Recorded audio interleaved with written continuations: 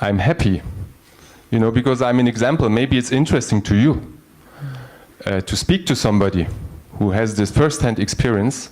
I'm ready to share this experience in more detail of how real existing socialism looked like, because we made the experience that it didn't work. And maybe it's good also to try to learn. Everybody has to make its own experiences, but maybe it's also good to learn ukufunda kwa maputa, kwa babengine, from other mistakes. So maybe that's something I would like to offer.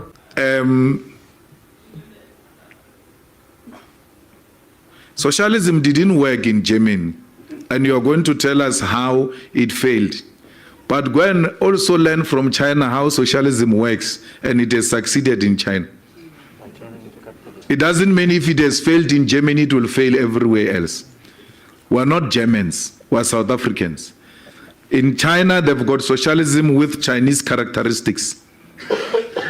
What stops South Africans from having socialism with South African characteristics?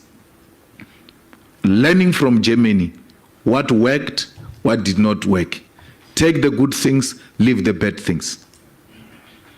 Why capitalism always resort to Chinese principles, to socialist principles, every time they get into trouble?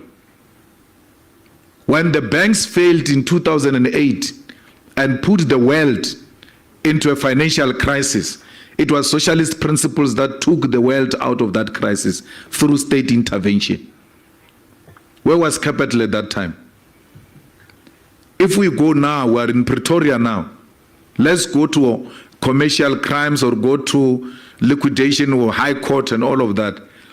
Every day without fail, there are private companies that are being liquidated there. Who said if it's capitalist owned or private owned, it's inherently successful? Who said that? So it's an ideological debate we can have. We know what happened in Eastern Germany. We know what happened in the Soviet Union. We know what's happening in China. We know what's happening in Cuba.